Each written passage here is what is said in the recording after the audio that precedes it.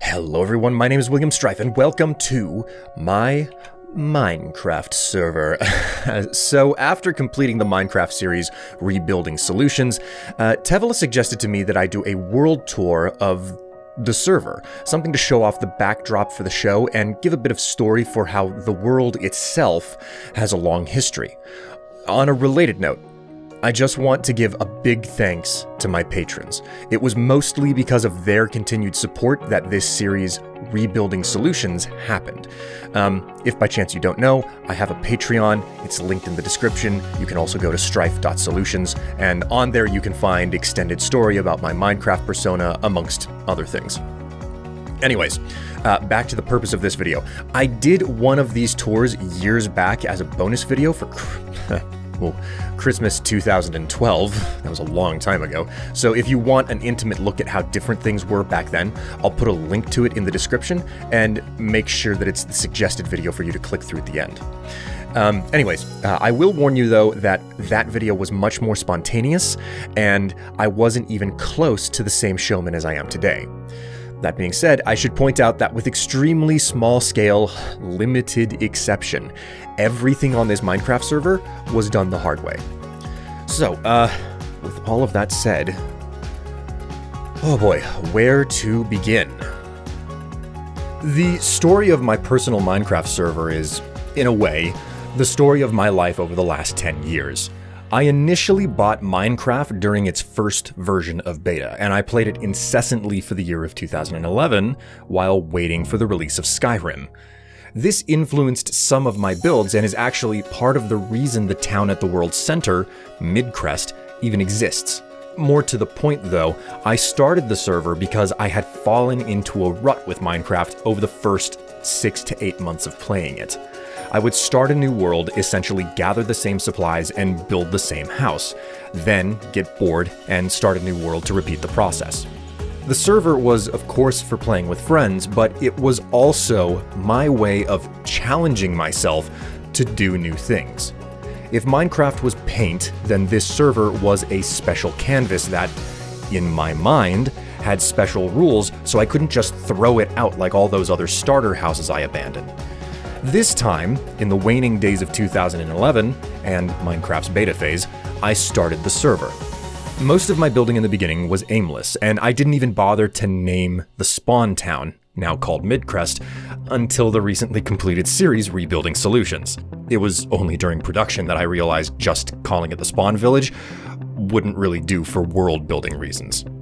As such, you can look in the immediate vicinity around the town and see various strange legacy builds, including an attempt at a sort of castle structure, a small starter home, and a set of mines that was originally the shame cave you typically dig and squat in for the first night.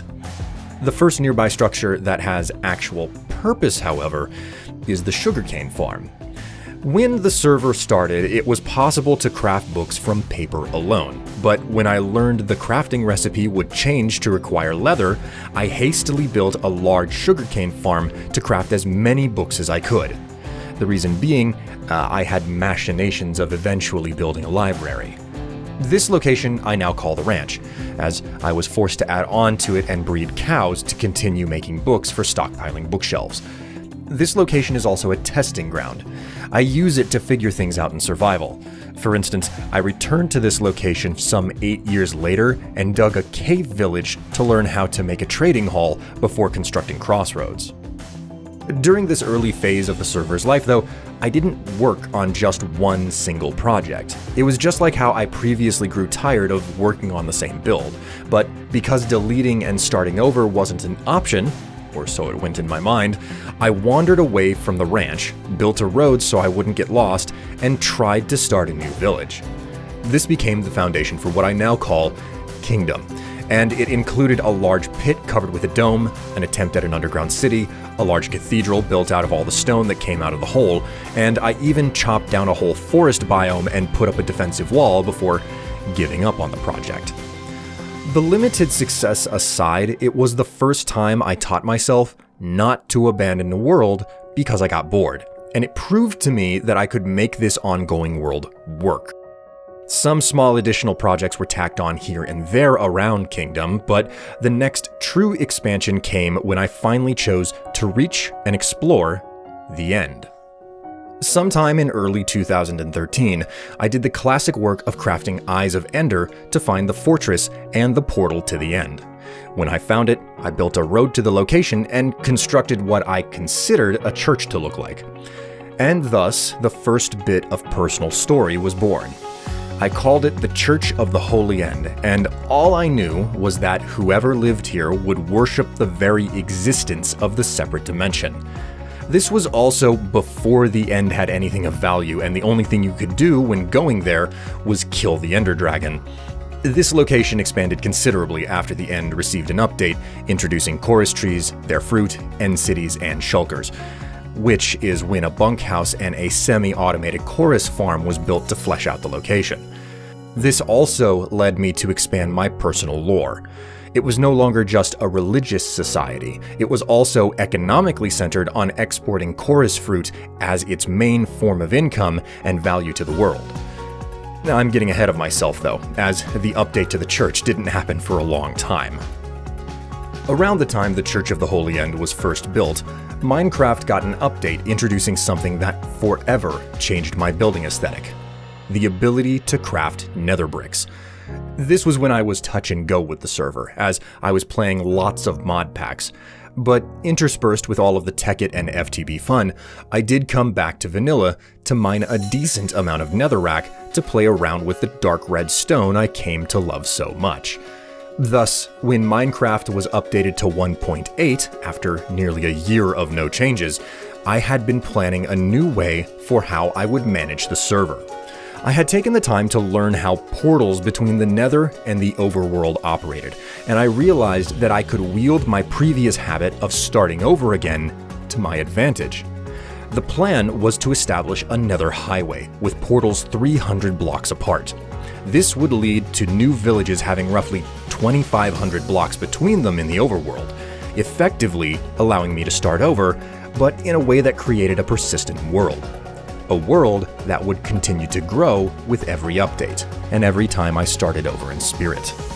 This was so effective, I still use it to this day, and it is the foundation on which the entire server persists. The first location I built after adopting this method was the Nordic hamlet marked version 1.8. By comparison to previous builds, the Nordic hamlet was the first that afforded me my true, fresh start. My main goal with it was to build a large mead hall, which I found resounding success with. The entire hamlet was built from the ground up after I stripped myself of all my items, stepped through the portal, and treated the entire experience like I was starting over. To this day, it's still one of the most memorable projects I ever worked on. I never came up with any story or lore for the location, but that was never its purpose.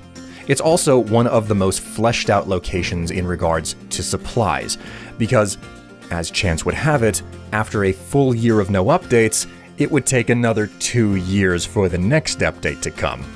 This left me lots of time to add, debatably, too many details to the hamlet, which is probably what led to what happened with the next project. With the release of Minecraft 1.9, I rolled over to use a new portal on my Nether highway and begin over on a new project, the Outlier Tower. What greeted me was, frankly, a dull experience of doing the same thing over. Unlike with the Nordic hamlet, this time, my efforts to build something visually different didn't sit right with me. The whys are likely tied to how I hijinxed it up with Parvis and made the Strife Solutions series in the interim. 2 years, after all, was a long time for Minecraft to go with no meaningful updates. Regardless of why, the Outlier Tower is still one of the less satisfying locations and projects I've built on the server. Functional as it may be, it's also one of the more likely locations for me to go back to, just to entirely overhaul it. The disappointment of the Outlier Tower was short-lived, as after nearly 2 years of no updates, Minecraft leapt back to life in 2016, seeing 3 entire updates. This, in a way, reflects on my life during the same year. 2016 was a time of incredible highs followed by excruciating lows. The 1.10 update saw the construction of the fishing shanty, a village built in a coastal savanna biome with all of the structures raised up on stilts or towers. This project was similar to the Nordic hamlet years earlier. It was all about building just another village from scratch, but most, if not all, the structures had to be raised into the air. It challenged me in a good way, and the results were at least acceptable, if not better. However, the fishing shanty reflects how this server intersects with my life. The entirety of the village was built with the help of my romantic partner at the time, and that person left me not long after I professed my love to them. Since I had such strong memories linking the two, this led me to leave the project behind almost immediately after its completion so I could emotionally heal. This part of the server's history is also the most crystal clear, because the hamlet, tower, and shanty are all stamped with their respective update each was built during. They're literally part of the signage on the Nether Highway. But the circumstances under which I moved on is why the next project began my lack of version stamping. Over the course of 2017, sometime between version 1.11 and 1.12, I hopped onto the Nether Highway, set up a new portal, and found myself on an obsidian platform that spawned above the ocean. This was a challenging new build where I was forced to import saplings and grow them over on an extremely small nearby island. It led to the build I call the Flotilla Ferries, a series of large barges or rafts with trees, buildings, and farms scattered across them. The build isn't too different from the fishing shanty in function. It's just boats on water rather than platforms raised in the air. I don't know why exactly I proceeded to build nearly the exact same thing, but I may have been trying to reclaim something I lost during the breakup. I enjoy the way the project turned out, but I do recall the building of it to be slow, tedious, and since I streamed it, not even the most entertaining thing to watch me do. Then again, I think it and the catharsis it afforded me was exactly what I needed. Regardless of why, the ferry's location closed up with the construction of a large lighthouse built around the original obsidian platform that spawned above the water. Though I can't recall if the finishing touch that was the lighthouse came right away or after the next project. In early to mid 2018, Minecraft received the 1.13 aquatic update, which included magma block. This led me to realize that I wanted to build with it and the previously introduced red nether bricks, but I had no large farm to collect nether wart. Thus, the Twin Towns series was born. This entire project began my still-in-progress effort today to not only theme builds, but also center them around a particular resource and gathering it. Twin Towns was focused on building a fortress in the Nether out of overworld materials, while simultaneously building an overworld fortress out of Nether materials. This led to the appropriately named Greystone Garrison and Red Rock Redoubt, with the overworld component being built specifically to grow and gather nether wart en masse. This project also saw the introduction of Tevela as a set builder, though she had previously helped me to build the Flotilla Ferries.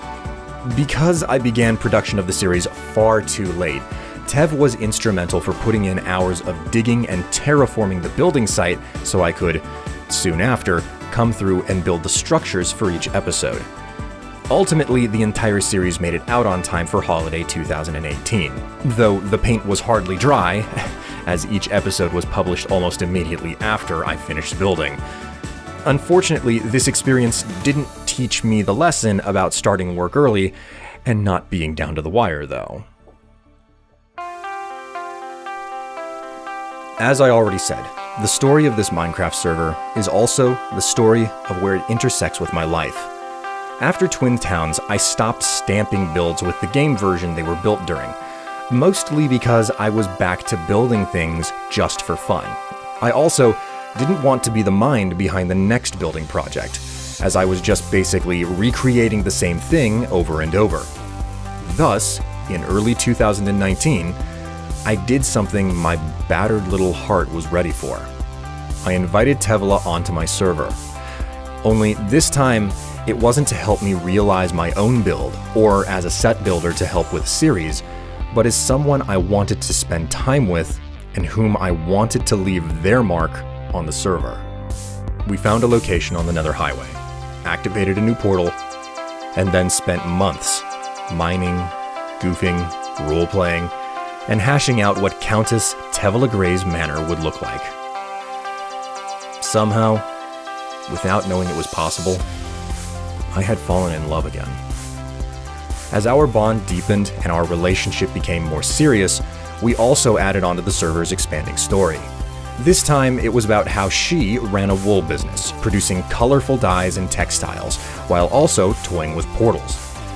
It was the beginning of a story you might find familiar.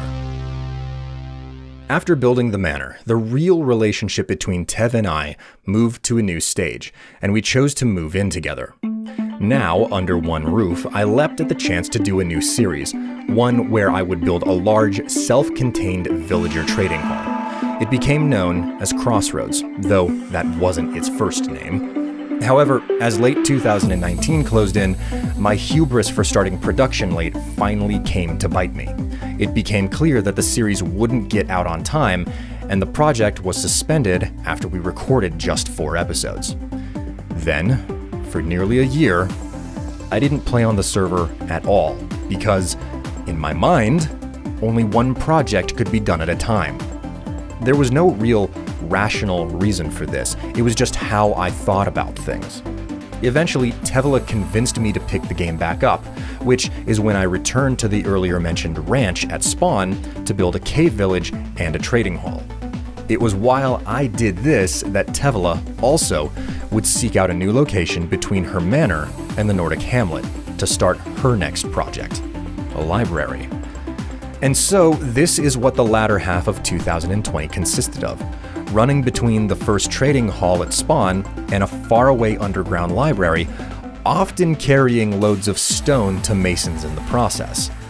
Tev's library is actually still under construction to this day, mostly because of how large and intricate it is. Truly, if you thought the Solution Tower was big, Tev's project is equally large. As 2021 rolled in, something special happened. There was a community effort to get myself and some others to do new modded Minecraft videos. This turned into the series Solutions in Order, where Tevala was first formally introduced to my Minecraft persona. After coming out the other side of that project with its unique challenges and pressures, it was then that I decided it was time to return to Crossroads. Armed with the production experience of Solutions in Order, Tev and I managed to turn what was originally just a fun Let's Play series into a world-building story expansion, while also building a functional and self-sufficient trading hall. With little challenge, the series saw full release for holiday 2021.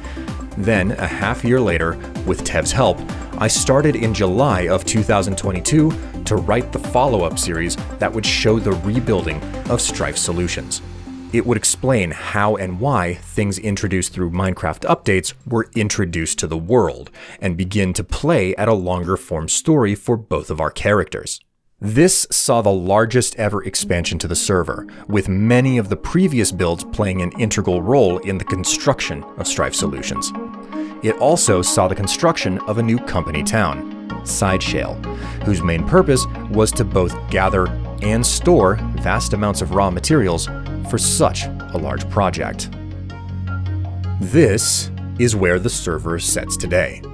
Over a decade of building later, marked with additions from people both come and gone. This is my Minecraft server, and it is the backdrop for the most recent series, Rebuilding Solutions. In a game where most worlds you build tend to be transient, where changing mod packs means losing months of work, where mods go missing and the Minecraft you played 2 years ago may no longer even exist. In this, my vanilla Minecraft server, I find immense comfort that Mojang has gone to great lengths to ensure the world I've built for over a decade can still persist. This is the reason I still play vanilla, and I'm so happy to share with you my most treasured possession and work of art. Thanks for watching. Thanks for listening. I'm William Strife, and I'm going to get back to building.